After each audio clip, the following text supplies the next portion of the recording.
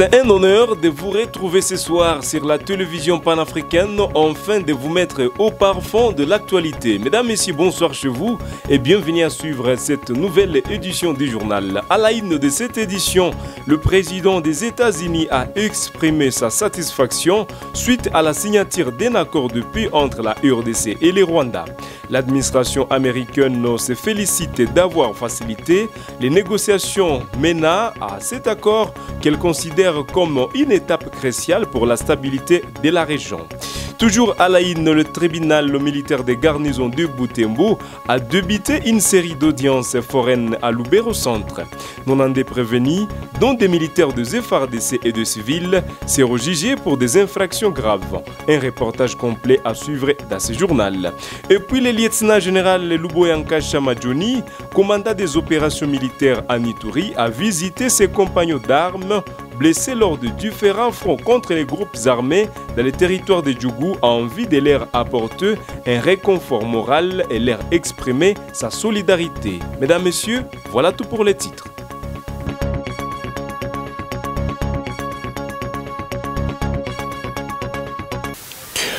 Un accord de paix historique a été signé ce vendredi 27 juin 2025 à Washington entre la République démocratique du Congo et la République du Rwanda sous l'égide des États-Unis d'Amérique.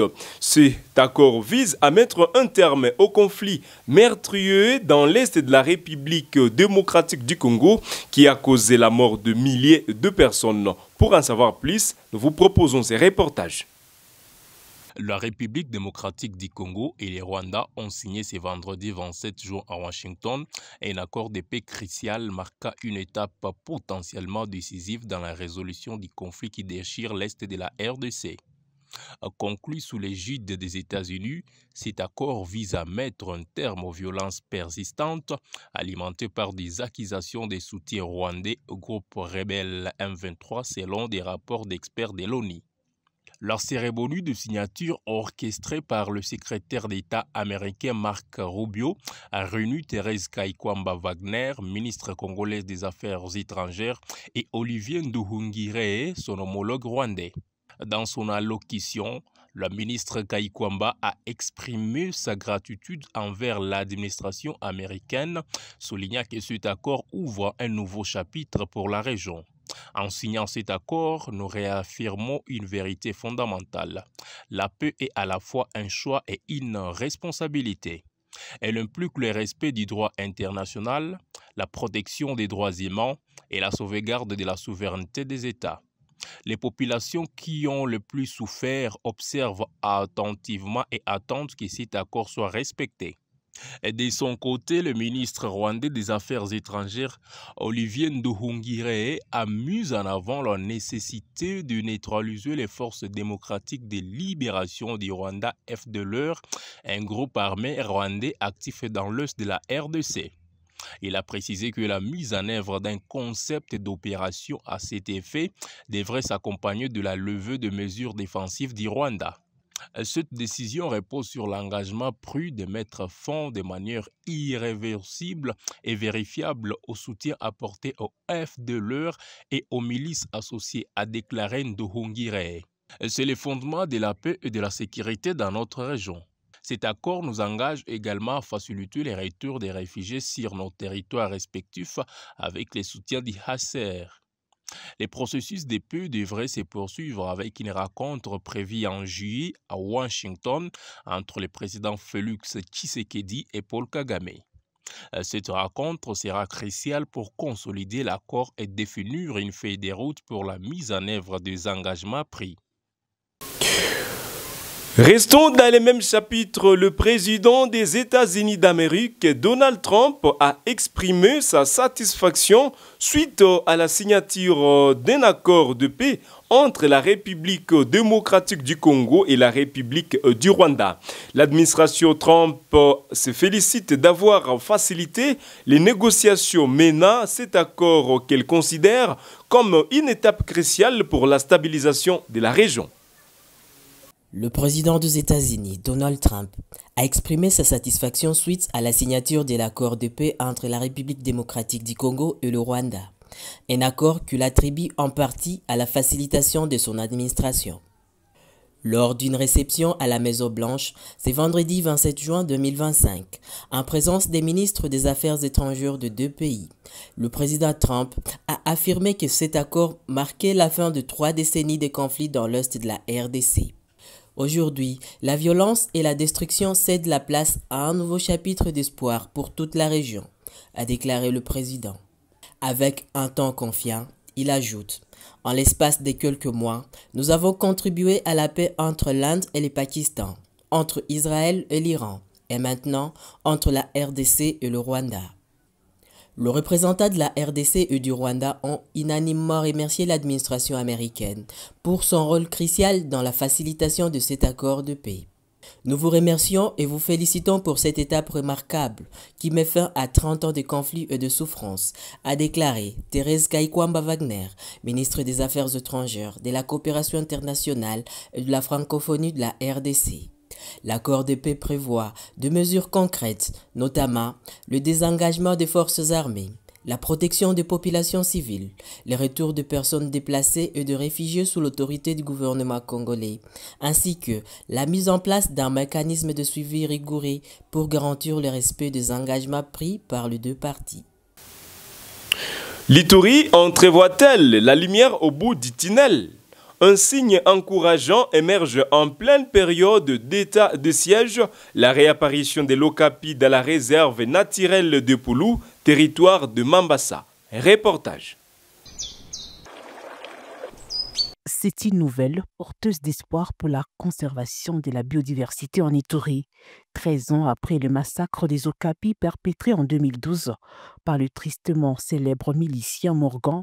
L'emblématique animal réapparaît dans la réserve naturelle des Poulous au cœur du territoire de Mambasa. Ce retour symbolique dans ces sites classés au patrimoine mondial de l'UNESCO est rendu possible grâce à l'amélioration de la situation sécuritaire dans la région, selon les conservateurs en chef de la réserve. En 2012, nous avons connu le plus grand massacre des Okapi au niveau des Poulous, à travers le grand rebelle qu'on appelait Morgan.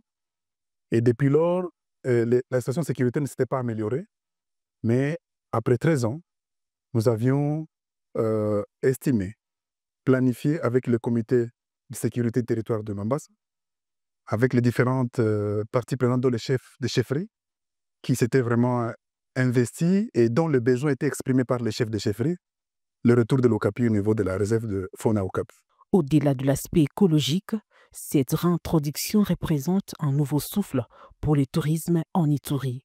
L'Okapi, espèce endémique de la RDC, attire depuis longtemps l'attention des scientifiques, plus amoureux de la nature et des visiteurs étrangers. La nouvelle a également retenu l'attention des autorités provinciales. Le gouverneur militaire de l'Ituri, le lieutenant général Luboya Kashama Johnny, a annoncé une visite prochaine sur le site des Poulous pour constater des visites, le retour de l'animal totem et surtout pour sensibiliser la population locale à la préservation durable de ces patrimoines naturels. C'est un espoir pour la province et pour toute la République démocratique du Congo. Les retours d'Okapi, c'est un signe positif et donc nous devons les capitaliser et c'est déjà dans l'optique de la relance du tourisme. La renaissance des Lokapi à Poulou symbolise bien plus qu'un retour d'un animal rare. C'est une victoire de la paix, de la conservation et de la résilience d'une région qui aspire à tourner la page des conflits. L'axe Vuinga-Mabambi, dans la chefferie des Baswaga, territoire de Lubero, province du Nord Kivu, dans l'est de la République démocratique du Congo, est paralysé pour la deuxième journée consécutive. Cette situation est la conséquence directe de violents affrontements qui ont opposé depuis le jeudi 26 juillet 2025 les forces armées congolaises et ougandaises aux miliciens Maï-Maï retranchés sur la colline de Mouola. Reportage. Depuis ce vendredi 27 juin 2025, l'axe Vuinga-Mabambi, au cœur de la chefferie des Baswaga, territoire de Lubero, est paralysé pour la deuxième journée consécutive. La cause de violents affrontements qui ont opposé jeudi 26 juin les forces armées congolaises et ougandaises à deux miliciens Maï-Maï retranchés sur la colline Mouhola. Malgré un calme précaire observé depuis ces matins, la peur règne. Boutiques et commerces restent fermés et de nombreux habitants de Mabambi, traumatisés par les événements de la veille, préfèrent rester terreux chez eux. Un notable local contacté par Actualité.cd a confirmé l'annulation d'une messe de confirmation prévue à la paroisse catholique de Mabambi. Le prêtre a été contraint de retourner à Butembo. L'insécurité a également interrompu les examens de fin d'année des élèves du secondaire. Un coup dur pour ces jeunes et une source d'inquiétude pour les élèves des 6e primaires dont l'avenir scolaire est menacé si la situation perdure. Au-delà des affrontements, des accusations de pillage viennent alourdir l'atmosphère. Des sources locales dénoncent le comportement de certains militaires de FARDC qui contrôlent les villages des Kalundu. Des militaires du camp de FARDC ont pillé plusieurs boutiques, pharmacies et magasins des habitants de Kalundu. Ils ont emporté de nombreux biens trouvés dans les maisons des civils. Je n'ai pas peur de les dire, ce sont des militaires de FARDC qui ont commis ces pillages. Après avoir pillé, ils ont laissé de nombreuses portes de maisons ouvertes, témoigne une source locale sous couvert d'anonymat. Ces événements surviennent dans un contexte de coopération militaire renforcée entre la RDC et l'Ouganda. Le général Muhoozi Kainerugaba, chef d'état-major de UPDF et fils du président Yoweri Museveni, a récemment mis en garde tout le groupe armé, y compris les Wazalendo, menaçant de les cibler s'ils refusaient de déposer les armes. Parlons justice et restons dans le territoire de Lubero, de la province du Nord Kivu. Le tribunal militaire des garnisons de Butembo a débité ce jeudi 26 juillet 2025 une série d'audiences foraines à Lubero Centre, de la province du Nord Kivu. 92 prévenus, dont les militaires de FARDC ainsi que de civils, seront jugés pour des infractions graves, notamment des viols sur mineurs et d'autres formes de violences sexuelles. Ce procès est un événement majeur dans la lutte contre l'impunité dans la région. Reportage. À Lubero Centre, chef-lieu du territoire de Lubero, dans la province du Nord Kivu, le tribunal militaire de garnison de Butembo a entamé, depuis le jeudi 26 juin, une série d'audiences foraines exceptionnelles. Ces audiences se concentrent sur des crimes d'une gravité extrême, les violences sexuelles et plus particulièrement les viols sur mineurs. Au total, 92 prévenus, parmi lesquels 45 militaires des forces armées de la République démocratique du Congo FARDC et 47 civils, comparaissent devant les tribunaux.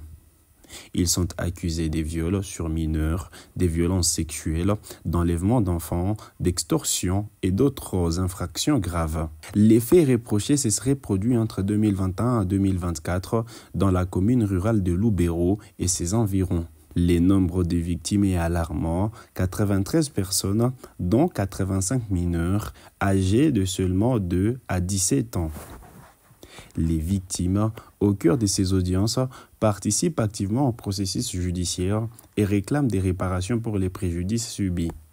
La mission de l'Organisation des Nations Unies pour la stabilisation en République démocratique du Congo MONUSCO, par le biais de sa section d'appui à la justice basée à Beni, apporte un soutien technique, logistique et financier crucial à ces audiences. L'objectif de ces audiences foraines est double. Lutter contre l'impunité des auteurs de violences sexuelles, qu'ils soient militaires ou civils, et rapprocher la justice des communautés affectées par ces crimes odieux. Les audiences devraient durer une dizaine de jours. Le Qatar a salué l'accord de paix signé vendredi à Washington aux États-Unis d'Amérique entre la République démocratique du Congo et la République du Rwanda sous l'égide des États-Unis. Le pays a réaffirmé son engagement pour une paix durable dans la région des Grands Lacs. Le Qatar a participé à la cérémonie des signatures, soulignant ainsi son soutien aux efforts diplomatiques pour résoudre les conflits dans l'est de la République démocratique du Congo. Reportage. Le Qatar a participé activement vendredi à la cérémonie de signature de l'accord de paix historique entre la République démocratique du Congo et le Rwanda qui s'est tenu à Washington sous l'égide des États-Unis. Cet événement crucial marque une étape décisive dans les efforts diplomatiques visant à stabiliser l'est de la RDC, une région en proie à des conflits depuis des décennies. représenta Doha le ministre d'État qatari aux Affaires étrangères, Mohamed bin Abdulaziz bin Sal Al-Khulaifi, a salué la conclusion de l'accord dans une déclaration à l'agence officielle. Il a souligné la volonté sincère et l'engagement véritable de deux parties à privilégier une résolution pacifique et diplomatique de leurs différends.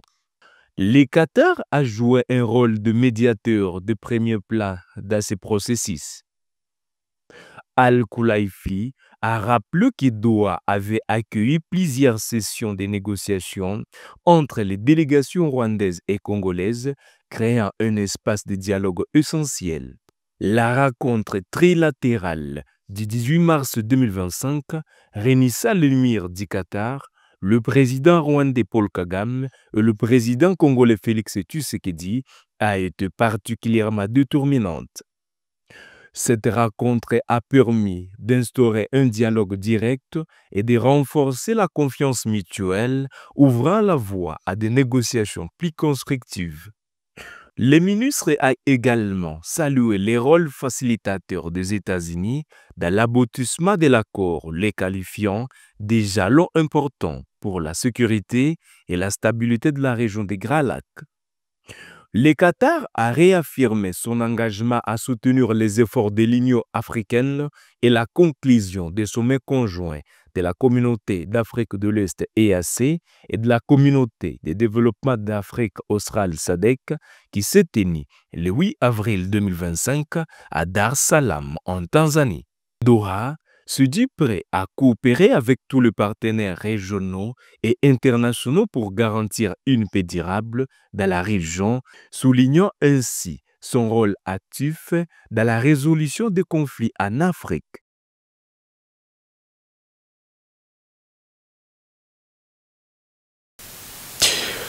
Le lieutenant-général Leluboya Nkasha Madjoni, commandant des opérations et gouverneur militaire de la province de l'Ituri, a visité ses compagnons d'armes blessés lors de différents fronts contre les groupes armés dans les territoires de Djougou en vue de leur apporter un réconfort moral et leur exprimer sa solidarité. Reportage.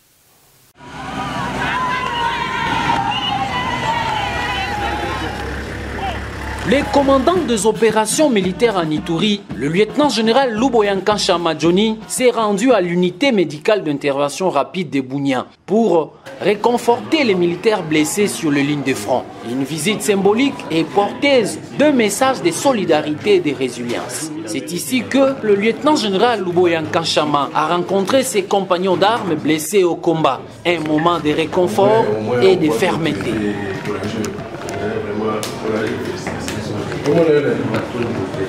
Mais c'est pas aussi que ça va consolider. Ça montre que Dieu n'a pas encore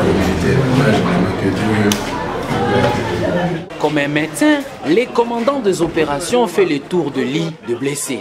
Et auprès du capitaine Dr Nkoulou, commandant 113e compagnie Idimir, le gouverneur militaire s'imprègne de la situation de chacun d'entre eux. Donc, ceux qui sont dans la société, ceux qui sont ici, ils sont la Kinshasa, la famille, et puis après, ils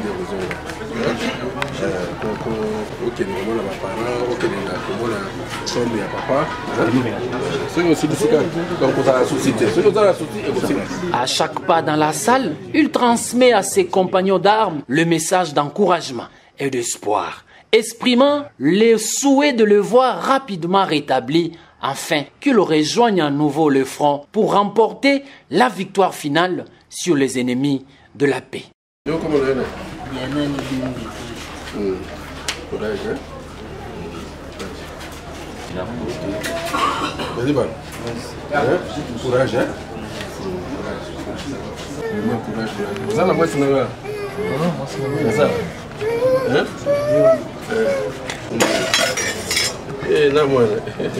Rappelons que cette énième visite intervient alors que les forces régulières de la RDC poursuivent leurs efforts pour rétablir la paix, mais aussi réaffirmer la solidarité du chef de l'État, commandant suprême des forces armées, et de la police nationale congolaise, Félix Antoine Tshisekedi Tshilombo, avec le militaire et blessé de guerre. Ceci témoigne l'esprit d'équipe couplé à la détermination pour une province de l'Ituri résolument tournée vers la paix. Poursuivons ce journal par cette brève information. Un choc et une profonde tristesse frappent la ville de Goma suite à la mort tragique de DM Black, jeune réalisateur tenancier abattu par balle le vendredi 27 juillet 2025. L'attaque survenue à son domicile a semé la consternation et la colère parmi la population, particulièrement chez les jeunes qui voyaient en lui un modèle. DM Black était reconnu pour son professionnalisme, sa créativité et sa contribution à la scène musicale locale. Les témoignages les décrivent comme un homme humble, gentil et doté d'une grande humanité. Les réseaux sociaux sont inondés de messages de condoléances et d'appels à une enquête rapide et transparente pour traduire les responsables en justice. Sa mort s'ajoute à la longue liste de victimes de la violence de la région du Nord Kivu, soulignant l'urgence de renforcer la sécurité et de lutter contre l'impunité. Goma pleure aujourd'hui la perte d'un talent prometteur. Et c'est avec cette information que nous arrivons à la fin de cette édition du journal de ce samedi 28 juin 2025 sur la télévision panafricaine. Nous vous appelons à vous abonner et à partager. Bonne soirée chez vous et bon week-end.